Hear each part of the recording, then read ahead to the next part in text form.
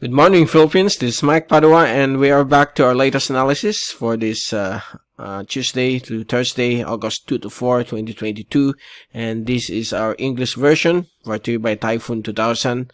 Well, the two tropical cyclones, if we check here in our graphs at tropical storm Songda, and the other one, tropical storm Traces, and it's still a tropical depression yesterday, but it's no longer there as of this time. It weakened into a low pressure area.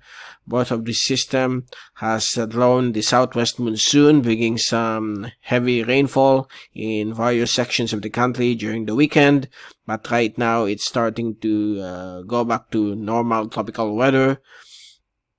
And the Southwest Monsoon is just concentrated over the western sections of the Philippine Sea, and it continues to affect the Spratly Islands, the Calayan Island groups, Scarborough Shoal, and the coastal areas of Ilocos provinces.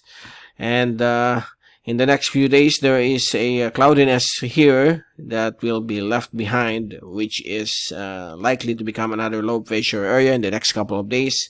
Outside of PAR, we have a couple of surface troughs moving along the strong easterlies and the intertropical convergence zone over the Marshall Islands. And as we take a look at the fast animation, this is the remnants of the Southwest Monsoon. The two systems no longer there. It's just a remnant low moving across the Korean Peninsula.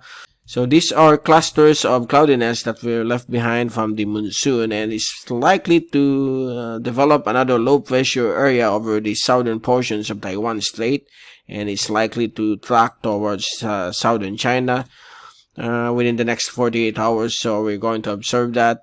And so far, there's nothing threatening our country for the next couple of days. Here's the windy.com zoom in satellite animation. This is beginning at 4 a.m. until 9 o'clock this morning.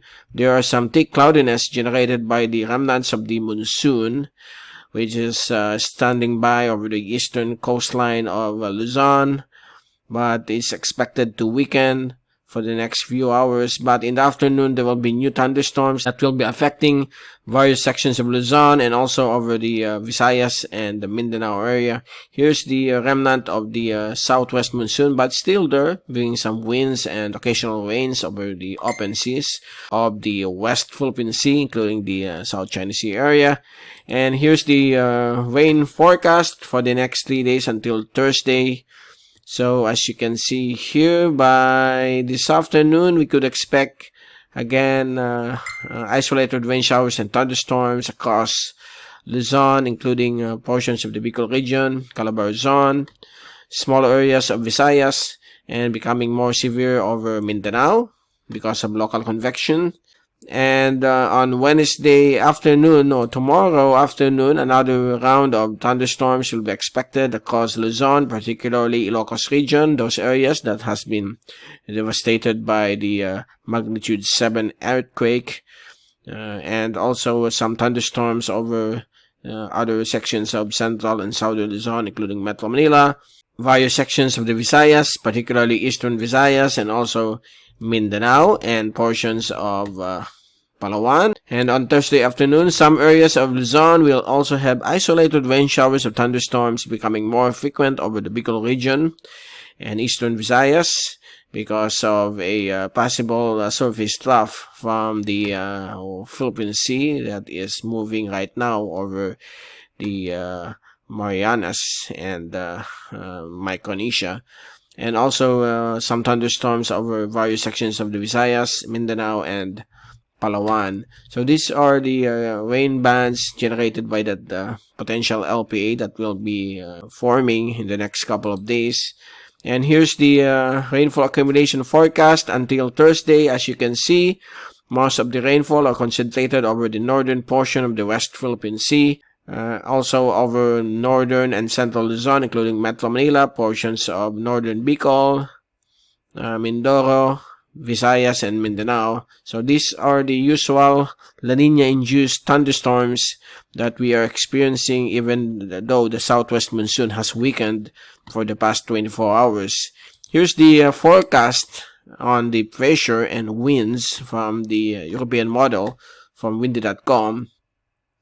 So as you can see, by this afternoon, variable winds, calm to variable winds will be expected in various sections of the country, with some light winds from the east across the Bicol region and eastern Visayas.